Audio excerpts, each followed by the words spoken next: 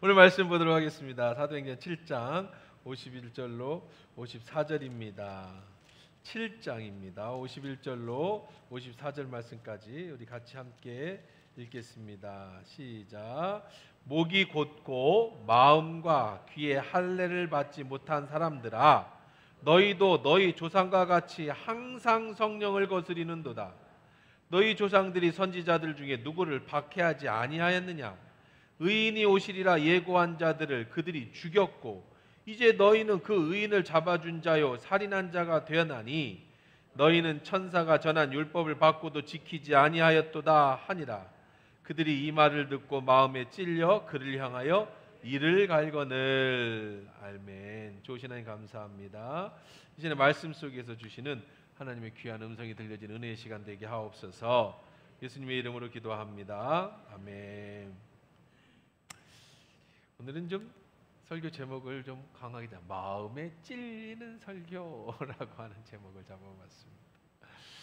스탠리 존스라는 선교사입니다. 순례자의 노래라는 책을 자서전적 책을 집필했는데, 이 스탠리 존스 선교사님이 6개월간 인도 전도 여행을 떠날 때, 시작할 때입니다. 두렵고 떨리는 비장한 각오로 이제 선교를 가려고 마음을 먹고 파송을 받는데, 메리 웹스터라고 하는 자매가 쪽지 한 장을 이렇게 적어갖고 손에 져주더랍니다. 선교비도 아니고 무슨 종이 한 장을 져주는. 그래서 이렇게 뭔가 펴보니까 이렇게 써 있었습니다. 예수님과 함께 재미있게 노세요. 그렇게 써 있다는 거예요. 예수님과 함께 재미있게 노세요.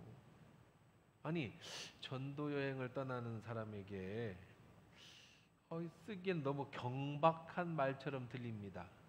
선교사를 떠나는 나한테 재밌게 놀다 오라니 내가 놀러 가는 줄 아나? 이런 생각도 들었습니다. 근데 그거를 좀 곱씹어보고 생각하면 생각할수록 이게 참 진리다라는 생각이 들더랍니다. 힘들고 어려운 숙제를 안고 사명으로 떠나는 자리인데, 생각해보니까 그래, 예수님과 함께 떠나는 그 길은 즐거운 길 아닌가? 이런 마음이 들더라는 겁니다. 재미있는 일 아닌가? 익사이팅하고 어떤 일이 펼쳐질까 기대가 되고, 그런 모험적인 일이 된 생각에 예수님과 함께하니 얼마나 신나고 즐겁겠는가, 이런 생각이 들더랍니다. 제가 결혼 주례를 할 때 가끔 하는 말이 있습니다. 요즘 주례사가 짧아서 짧게 합니다만, 그래도 좀 빼먹지 않고 해주려고 하는 말이, 결혼하는 우리 처녀들은 참 그래도 축복받은 아이들입니다. 결혼을 하잖아요, 그렇죠? 좀 결혼들을 안 하려고 그래요. 왜 결혼들을 안 하려고 합니까? 이상해요. 제가 이런 얘기를 하면 애들한테는 꼰대 소리를 들을 것 같은데, 근데 나는 정말 이해가 안 되는 게, 둘이 사귀어요. 왜 결혼 안 하니? 뭐라고 그래요? 돈이 없어서 못 한대요. 아니, 왜 돈이 없으면 결혼을 못 하는 거야? 우리 시대에는 그 꼰대 소리 듣는 거예요. 내 때는 하니까. 우리 시대는 결혼하고 돈하고는 아무 상관이 없어요. 우리 동네 30만 원짜리 월세 많아요. 둘이 알바를 해도 한 300만 원은 벌 텐데 30만 원짜리 집에서 못 살아? 왜 이렇게 돈이 없다는 거야? 무슨 소리야? 에이, 목사님, 그렇게 어떻게 살아요? 아파트 24평은 최소 있어야죠. 전세금 1억이라도 있어야지. 안에다가 뭐라도 갖다 놔 5천만 원짜리 텔레비전도 사고 냉장고도 사고 차도 있어야 되고 뭐도 있어야 되고 그렇구나. 우리는 그냥 눈만 맞으면 결혼식도 안 하고 그냥 어디 월세방 하나만 있으면 둘이 들어가가지고 살고 해놓고 아무 문제 살면서 냉장고도 사고 텔레비도 사고 잘 살았는데, 지금 애들은 그게 아니고 다 갖춰줘야 된대요. 그래서 못한대. 그래요? 애를 안 낳습니다. 못 낳는 게 아니고 안 낳는 친구들이 있죠. 왜 안 낳니? 그러니 뭐라고 그래요? 돈이 없어서 못 낳는데. 왜? 낳기만 하면 어떻게 해요? 애가 대학까지 가는데 몇 억이 든다고 그러잖아요. 그러면 우리들이 놀지도 못하고 결혼해서 우리가 즐기지도 못하고 애 뒷바라지 하다가 인생 다 간. 그것도 이상하다. 나는 우리 애들 키우면서 돈 없어서 못 키운 적 없는데 학원 한 번도 안 보냈어요. 잘 크던데 지금? 꼭 학원을 보내야 돼? 안 보내면 안 돼? 그럼 너는 학원 잘 다녀서 좋은 대학 나와가지고 뭐 성공했냐? 그거 아니잖아. 학원 가네나 안 가네나 내가 볼 땐 8, 90%다 똑같더만요. 돈 어려서 많이 쓰네나 안 쓰네나 가보면 다 똑같은 학교가 있고 나오면 똑같이 어렵던데 뭐. 근데 참 어려워요. 그래서 제가 결혼하는 친구들한테 그런 얘기를 합니다. 지금 남자와 여자가 만나서 결혼을 한다는 건 좋은 친구 한 명을 얻는 거다. 베스트 프렌드. 함께 먹고 자고 계획하고 어디 돈 좀 놀러 갈까 막 계획도 짜고 뭐 맛있는 거 먹을까 막 같이 가고 얼마나 행복하고 좋아요. 좋은 친구하고 평생 같이 행복하게 계획하면서 짜는 신나는 얘기 아닙니까? 아름다운 모험 아닙니까? 물론 인생이 힘들죠. 어렵죠. 그때마다 함께 헤쳐나가는 그 인생이 모험 아니냐고요.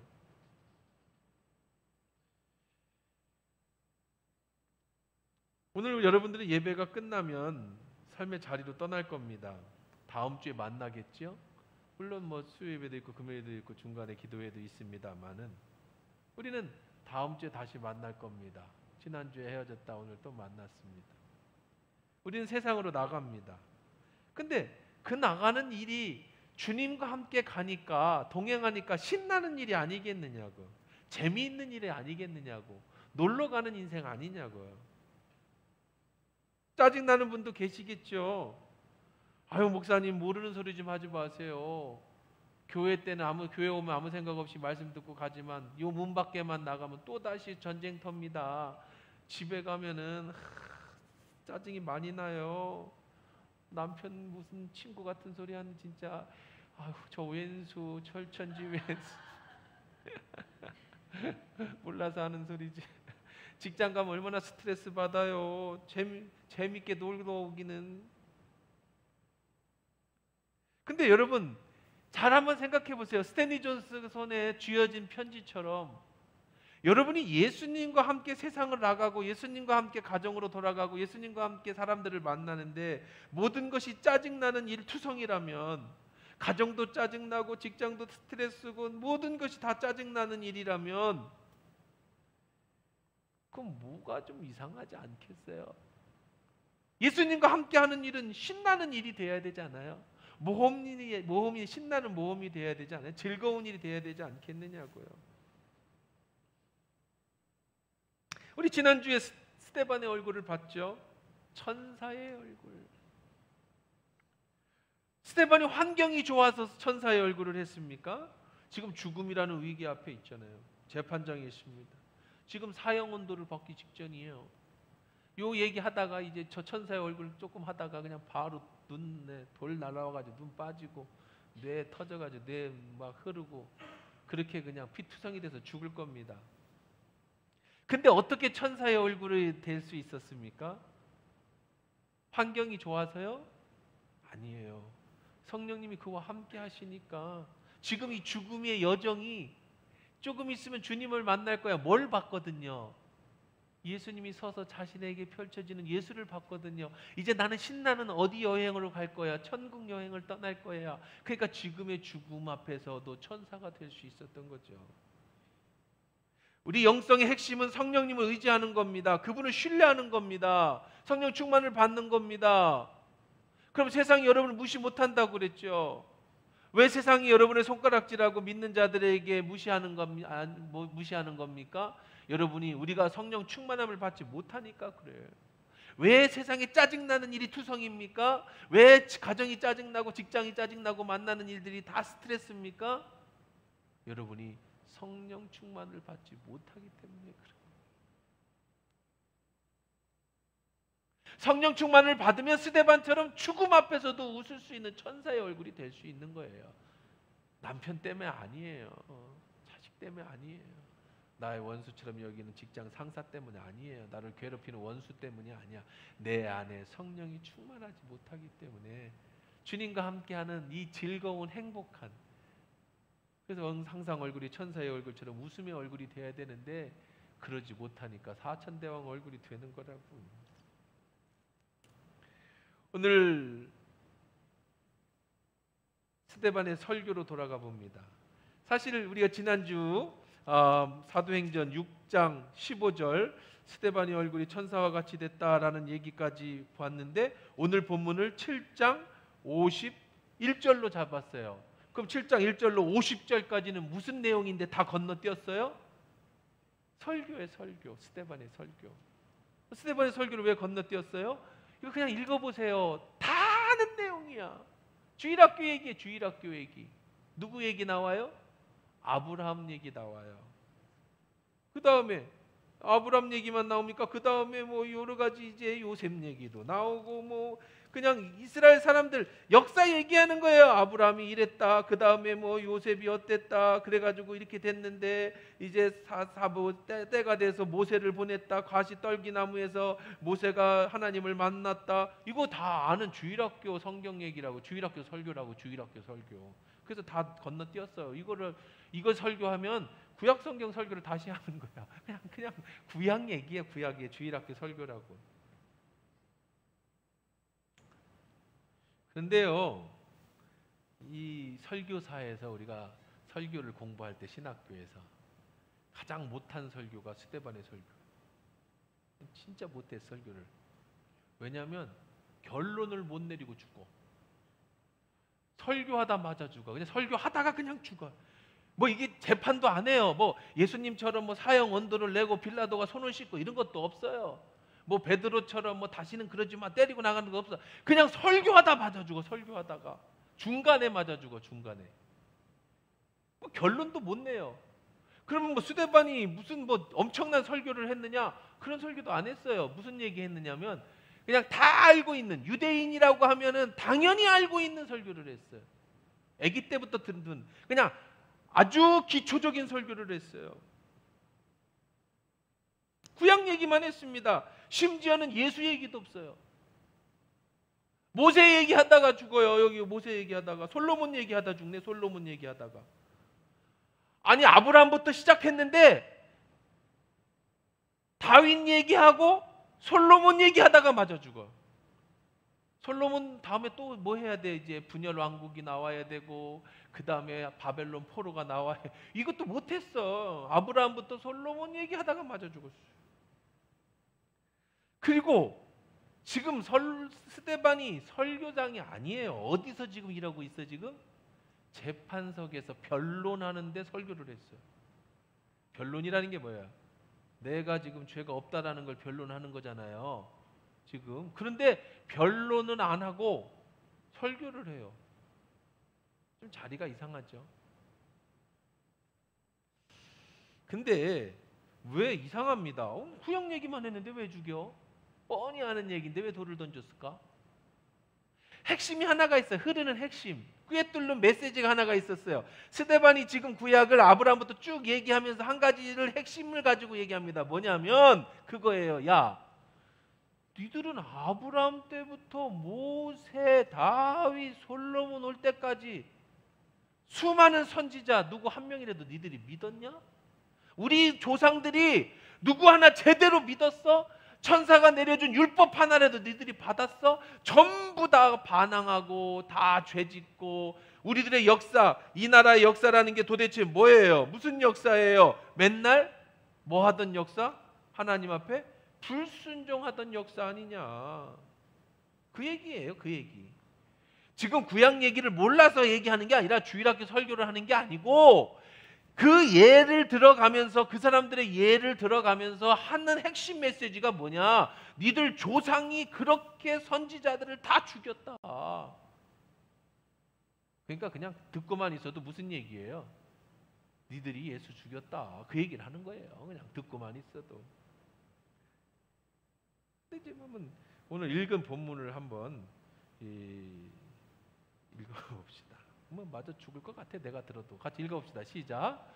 목이 곧고 마음과 귀에 할례를 받지 못한 사람들아, 너희도 너희 조상과 같이 항상 성령을 거스리는도다. 너희 조상들이 선지자들 중에 누구를 박해하지 아니하였냐? 의인이 오시라고 예교한 자들을 그들을 죽였고, 이제 너희는 그 의인을 잡아준 자요 살인한 자가 되나니 너희는 천사가 전한 율법을 받고도 지키지 아니하였도다 하니라. 솔로몬 얘기하다가 이제 광야 얘기하고 솔로몬 얘기하다가, 야 너희 조상들 봐, 우리 조상들 봐, 맨날 예수 믿는 하나님 믿는 사람들 잡아 죽인 것이 우리 조상들이 하던 일 아니냐? 천사가 전에 율법을 뭐 지키지도 않으면서 니들이 무슨 목이 곧고 마음의 귀가 할례를 받지 못한 자들아 그랬는데, 이게 정확하게 말하면 뭐예요? 이 목이 곧다라는, 목이 곧고 마음과 귀에 할례를 받지 않은 이 놈들아, 이놈들아, 너희 조상처럼 똑같아. 니들도 세긴 겁나게 세죠? 엄청 세게 설교를 했어요. 예수님을 언급하지 않았지만 그냥 듣다 보면 예수님을 죽인 게 너희들이다, 이 얘기예요. 여러분은 이 설교 변론이지만 이 변론 같은 설교를 들으면 어떨 것 같아요? 어떻습니까? 요즘 이렇게 설교하는 목사가 있으면 어떨까요? 예화도 안 들고, 전부 예화도 성경 예화만 들죠. 모세 얘기 들고 이렇게 얘기 들고, 뭐 새로운 내용도 없습니다. 누구나 다 아는 구약 얘기입니다. 그런데 그 말씀을 통해서 너희가 회개하지면 저주를 받는다. 너희 조상들이 그렇게 회개 안 하니까 성령을 거슬러서 저주받았다. 너희도 지금 그 전철을 밟고 있다. 막 이렇게 설교하는 목사가 있으면 교회가 부흥할까요? 말씀을 들을 때 특별히 여러분이 내 마음에 들지 않는, 이렇게 찌르는 말씀을 들을 때, 마음을 찌르는 그런 설교를 들을 때 여러분은 어떻습니까? 보통 끝나면 목사님 은혜 받았습니다, 그래요. 요즘은 안 해요. 참 기대도 안 해요. 뭐 요즘은 제가 다른 교회 가면 아주 인기가 무지하게 높아요. 막 연예인 보듯이 헌신예배 한번 갔다 그 다음에 뭐 집회 끝나고 다음에 가면 막 권사님들이 서로 막 와서 뭐 얼굴 보려고 하고 엄청 인기가 좋은데, 우리 교회는 뭐 은혜를 받았는지 안 받았는지 얘기해 주는 사람도 없고, 뭐 그냥 그래. 그게 오래되니까 기대도 안 해. 뭐 그런 소리도 안 듣고. 근데 사람들이 기대할, 그게 은혜 받았습니다라고 얘기할 때 그 은혜가 뭐예요? 보통 은혜 받았다라고 언제 얘기해요? 마음에 내가 위로받았을 때, 내가 생각하는 거하고 어떻게 목사님 그렇게 똑같이 말씀하실까? 내 마음을 어떻게 그렇게 잘 알아봐 주실까? 그렇지, 하나님 날 사랑하시지, 맞아. 용기를 주시지, 맞아. 내가 왜 이렇게 낙심돼 있었지? 다시 힘을 얻어야지. 뭐 이럴 때 은혜 받아요. 어느 때 시험 들어요? 내 얘기하네 저거. 저거 내 얘긴데. 책망 들을 때. 또 어느 때 시험 들어요? 왜 자꾸 돈 내래, 돈도 없는데. 왜 자꾸 나오라고 그래, 일하라고 그래, 힘들어 죽겠는데. 이럴 때 시험 들어요. 회개를 촉구하면 나들으라고 하는 것 같고, 헌신하라고 하면 부담이 팍팍 내려도 어깨가 푹푹 내려오고. 목사도 그거를 이렇게 해보다 보니까 옛날에는 괜찮았는데 지금은 막 교회도 무한 경쟁 시대잖아요. 여기도 있고 교회 앞에가 건너도 교회가 있고 옆에도 있고 여기도 있고. 목사도 이제 눈치를 봐야 됩니다. 괜히 또 시험 들게 해가지고 딴 데 가면은 손해잖아. 위축됩니다. 그래서 심지어는요, 찾아오는 성도도 있어요. 뭐라고 그러냐면, 목사님은 교회만 있고 성도들만 대하니까 세상이 얼마나 힘든지 모르죠. 우리는 전쟁터에서 삽니다. 그렇게 살다가 죽다가 왔는데 주일 설교까지 힘들게 하고 자꾸 어렵게 하고 우리한테 그렇게 하면 우리는 어떻게 삽니까? 힘든 우리들이 와서 위로를 해주셔야 될 거 아닙니까? 힘되는 설교를 해야 또 힘받아서 세상 나가서 싸워서 이기지요. 왔는데 또 지쳐있는 우리한테 맨날 자꾸 헌신하라고 하고 회개하라고 하면, 그래서 제가 고민을 해보다가 우리 교회 뒤에다가 메뉴판을 하나 좀 만들어 놔야겠어요. 그래서 한환에 해가지고 메뉴예요. 제가 만들었습니다. 위로 설교, 축복 설교, 평안 설교, 돈 버는 비결, 행복해지는 법, 승리하는 법, 원수 이야기하면 여러분이 적어내는 거야. 오늘 내가 힘들었으니까 하나님 위로해주는 설교해 주세요. 어떤 날은 요즘 저 원수하고 싸우고 있는데 이기는 법을 좀 설교해 주세요. 이렇게 좀, 그럼 얼마나 좋을까, 그렇죠? 아니 시대가 달라져야지. 교회라고 왜 일방적으로 선포만 해? 서로 교통해야지. 그래서 메뉴판을 고르듯이 여러분이 골라갖고 쪽지를 내는 거야. 그래서 이제 수습을 해가지고 위로가 지금 필요하구나 우리 교인들이. 그러면 위로를 좀 해주고, 오늘 이제 승리가 필요하겠구나. 그러면 다윗과 골리앗 얘기해가지고 승리 좀 주고, 그러면 막 교회가 부흥할 것 같아. 막 센세이션이 일어날 것 같아. 고민하다가 저런 걸 좀 뒤에다 붙여놓을까 뭐 이런 생각도 한번 해봅니다. 왜 식당에만 메뉴가 있어? 설교도 메뉴가 있어야지. 좋지요. 위로도 필요하죠. 얼마나 힘든지 저도 알아요. 여러분이 얼마나 세상이 전쟁터 같은지도 압니다. 그런데 한번 잘 한번 생각해 보세요. 설교를 하는 목사나 설교를 듣는 여러분이나 우리는 왜 여기 서 있고 왜 앉아 있는 거예요? 여러분 위로받고 싶어서 앉아 있는 겁니까? 웃고 싶어서 앉아 계신 거예요? 그러면 여러분 잘못 찾았어요. 김창옥 쇼를 하셔야죠. 인생이 자꾸 안 풀려요? 그럼 오은영 박사 얘기를 들으셔야죠. 어디서 문제가 있는지. 목사님 돈이 없어서 그런데 못 가. 유튜브를 보셔야죠. 그러면은 웃고 싶어요? 위로받고 싶어요? 개그 콘서트나 요즘 웃긴 코미디언들이 하는 유튜브를 집에서 보는 게 낫지 않겠습니까? 왜 딱딱한 의자에 멀쑥하게 차려있고 왜 와서 고생하고 계세요? 여러분 저도 마찬가지입니다. 인기 얻고 싶고 돈 벌고 싶으면 연예인을 하든지, 그게 힘들면 나가서 뭘 하면 못 먹고 살겠어요. 그렇게 하지 뭐하러 여기 와서 사람들 눈치 보면서 사람들 귀를 즐겁게 해줄 거나 찾고 있으면 그 뭐하러 인생을 그렇게 살고, 여러분은 뭐하러 여기 왔고 저는 뭐하러 설교를 하겠습니까? 아니겠지요. 여러분 우리가 왜 앉아 있습니까? 저는 왜 서 있습니까? 하나님 말씀을 전하고 듣기 위해서예요. 설교는 여러분이 식당에서 주문해서 내게 필요한 말씀을 듣는 게 절대로 아니고요. 그냥 요즘 유튜브 시대니까 내가 듣고 싶은 거 계속 들어. 설교도 내가 듣고 싶은 설교, 내가 원하는 것도 찾아. 11조 내기 싫으면 11조를 내지 말을 않아도 되는 법을 찾아갖고 들어. 그리고 고개를 끄덕여. 거봐, 내가 그럴 줄 알았어. 교회 나가기 싫으면 집에서만 들어도 되는 설교를 막 찾아. 그럼 거봐, 하나님은 어디나 계신데 소파에는 안 계셔? 교회당만 가 계시는 거야? 여기서도 다 듣지? 그렇게 그냥 말씀으로 자기 합리화시키고 자기가 원하는 거 찾고, 그냥 내가 듣고 싶은 그냥 설교 클릭해서 내가 좋아하는 목사 클릭해가지고, 나하고 잘 맞는 재밌는 목사 클릭해갖고, 장경동 목사 클릭해가지고 듣고, 먼 목사 클릭해서 듣고 그럼 여러분 굉장한 착각을 하고 계세요. 엄청난 착각을 하고 계세요. 설교는 여러분이 듣고 싶은 얘기를 듣는 게 아니에요. 하나님이 하시고자 하는 말씀을 듣는 거죠. 누가 주예요? 하나님이 주입니까? 여러분이 주인입니까? 여러분에게 필요한 말씀입니까? 하나님이 하시고자 하시는 말씀입니까?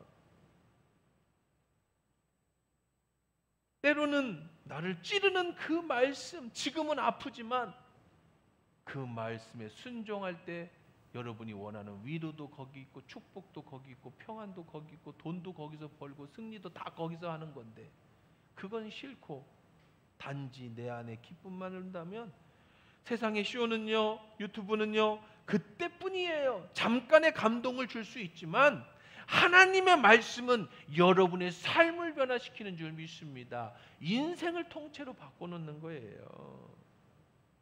스데반은 당당히 사람 앞에 소리칩니다. 너희는 의인을 잡아준 자요, 살인자다. 너희는 천사가 전한 율법을 받고도 지키지 않았다. 그냥 외치는 게 아니라, 예수천당 불신을 외치는 게 아니라 지금 공회 앞에서, 재판석 앞에서 나를 죽이려고 하는 사람들을 향해서 손가락질을 내밀며 니들이 예수를 죽였다, 이 얘기를 하고 있는 거예요. 이 설교를 하고 있는 겁니다. 여러분, 설교를 들으면 반드시 우리는 피드백을 받습니다. 뭔가 끝나고 나면 여러분의 마음에 느끼는 게 있어요. 자, 이런 스데반의 설교의 피드백은 중간이지만, 끝나진 않았지만 뭐라고 했는지 보십시다. 시작. 그들이 이 말을 듣고 마음에 찔렸다. 스데반의 설교를 듣고 마음이 찔렸어. 왜? 구구절절 옳은 소리만 했으니까. 정말 우리 조상들이 그래서 이 모양 이 꼴로 우리가 됐으니까. 우리 조상들이 죄를 져서 바벨론의 포로로 끌려갔고, 이스라엘 조상들이 죄를 져서 지금 로마의 속국으로 이렇게 우리가 불쌍한 인생이 됐으니까. 맞아요. 그래서 마음이 찔렸습니다. 최고의 명설교입니다. 사람의 마음을 찔리게 하는 설교, 그들의 문제를 정확하게 드러내놓는 설교, 이게 최고의 명설교 아닙니까? 의사가 환자를 정확하게 진단했습니다. 엑스레이도 보고 CT도 보고, 당신은 이것이 문제입니다. 당신의 콩팥이 문제입니다. 당신의 간이 문제입니다. 당신의 암이 있습니다. 자, 정확하게 진단을 했어요. 지금 스데반이 정확하게 진단했습니다. 그들이 그 말을 들었습니다. 마음이 찔렸습니다. 최고의 설교를 들었습니다. 하나님의 말씀은 우리의 영을 부벼 파서 여러분의 문제를 정확하게 발견해내는 능력이 있어요. 히브리서 4장 12절입니다. 시작. 하나님의 말씀은 살아있고 활력이 있어 좌우의 날선 어떤 검보다도 예리하여 혼과 영과 관절과 골수를 찔러 쪼개기까지 하며 마음의 생각과 뜻을, 지금 수술하는 것 같죠? 수술. 어떤 칼을 가지고 예리한, 좌우의 날선 예리한 칼로 어디를 찔렀어요? 어디를 다 찢었어요? 여러분의 영을 다 찢어놓고, 여러분의 골수를 다 찍어놓고, 여러분의 혼도 다 찢고. 무슨 소리야? 여러분 내면을 완전히 해부했어. 내 속에 있는 모든 문제를 다 뭘로 발견해냈어요? 하나님 말씀은 살아있어요. 할렐루야. 그 말씀이, 여러분 설교 말씀을 들을 때, 읽을 때 이 말씀이 칼이 돼서 내 영과 혼을 다 찔러서 내 뜻을 판단해요. 지금 의사가 최종 판단을 내리듯이 내 문제를 판단한다고요. 뭐가? 하나님의 말씀이. 그러면 그 다음에는 뭡니까? 의사가 그걸 판단했으면 그 다음에 뭐 해야 됩니까? 수술에 들어가야죠. 이제 치유책도 나와야 돼. 치유책. 그냥 너로만 놓으면 어떡해? 그 다음에 뭐 해야 돼요? 그 다음에 정확하게 수술을 해야죠. 자, 성경은 수술을 시켜줍니다. 디모데후서 3장 16절 시작. 모든 성경은 하나님의 감동으로 된 것으로 뭐를 주고? 우리에게 교훈을 주고, 또 뭐를 줘요? 책망도 주고, 또 뭐를 줘요? 바르게도 해주고, 의가 무엇인지 진리가 뭔지 가르쳐주기도 하고. 이제 해결책을 제시해 준단 말이에요. 나를 드러내기만 하는 게 아니라, 내 문제를 발견하는 게만 아니라, 성경 말씀은, 하나님의 말씀은 나에게 뭐를 줘요? 또 해결책을 줘요. 그럼 우리는 어떻게 해야 합니까? 순종하면서 그 해결책대로 따라가야 치료가 될 거 아니에요. 그래야 문제가 해결될 거 아닙니까? 마음에 찔리면 안 돼요. 그걸로 끝나면 안 돼요. 근데 뭐라고 그랬나 한번 볼까요? 자, 그들이 이 말을 듣고 마음에 찔려, 54절에 뭐래요? 그를 향하여 이를 갈거늘. 이 반응이 이상하네, 그렇죠? 수술 환자가, 의사가 정확하게 진단했어요. 그래가지고 당신의 모든 문제를 해결했더니 의사한테 화를 내는 거야. 이를 가라. 이 사람 어떻게 되겠어요? 죽어야죠. 하나님 말씀이 내 안을 다 사방을 다 찢었어요. 그래가지고 내 문제를 발견했어요. 그리고 그 문제에 대해서 바르게 하는 것과 의와 교육, 이런 것들 다 가르쳐 줬어요. 그럼 우리는 어떻게 해야 됩니까? 의사한테 환자가 가서 수술을 받듯이 말씀 앞에 순종하고 회개하고 돌이켜야 사는 건데, 이들이 어떻게 했어요? 이를 가르쳐.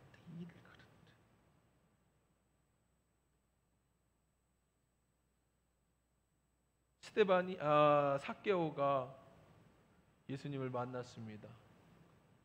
그리고 삭개오는 뭐라고 그랬냐면 자기의 탐욕을 깨닫고 주님, 제 재산의 반을 이웃에게 나누겠습니다. 혹시 내가 잘못한 사람이 있으면 4배로 갚겠습니다. 이게 정상 아니에요? 그럼 예수님께서 스데반에게 하신 말, 삭개오에게 하신 말씀, 오늘 구원이 내 집에 이르렀다. 너희 집으로 가자. 이게 정상이잖아요. 여러분이 하나님 말씀을 들었습니다. 깨달았습니다. 그래서 내 자신이 찔렸습니다. 내 죄가 발견됐습니다. 그럼 어떻게 해야 돼? 그 다음에는 회개하고 돌이켜야 사는데 이를 갈면 안 돼요. 돌을 던지면 안 된다. 그럼 죽는 거예요. 네가 뭔데 나한테 모욕감을 주냐? 이건 최악인 거예요. 거기는 희망이 없어요. 말씀을 몰라서 죄를 짓고 내가 하나님 말씀을 몰라서 죽어가면 희망이 있습니다. 말씀을 들으면 돼요. 근데 듣고 이를 갈면 거기는 희망이 없어요. 사랑하는 성도 여러분, 오늘 저는 여러분에게 하나님 말씀을 선포했습니다. 개그 콘서트도 아니고 심리 상담극도 아니고 여러분을 위로하는 것도 아니에요. 하나님 말씀을 말씀대로 가감없이 선포합니다. 그러면 여러분은 이 말씀을 여러분 생각으로 더하지 마시고요, 여러분 생각으로 빼지 마시고요, 하나님 말씀으로 들으십시오. 그리고 그 말씀 앞에서 내가 어떻게 해야 할까? 회개를 촉구하는 말씀을 들을 때는 회개하고, 헌신을 촉구하는 말씀을 들을 때는 내 삶을 들여 헌신하고, 그럴 때 변화가 일어나는 거예요. 그때 내 삶의 역사가 일어나는 거예요. 마음을 찌르는 설교가 은혜입니다. 때로는 머리를 망치로 딱 때리는 것 같은 임팩트가 있는 설교가 은혜입니다. 내 삶을 다시 돌아보게 하는 거, 깨닫게 하는 게 은혜입니다. 나로 하여금 다시금 하나님께 돌아오라는 회개를 듣고 그 말씀을 듣고 회개하는 게 은혜예요. 이를 갈면 희망이 없어. 항상 오늘 주 앞에 나오시는 여러분들이 주의 말씀 듣고 순종하며 변화를 꿈꾸는 저와 여러분 되길 주의 이름으로 축원합니다.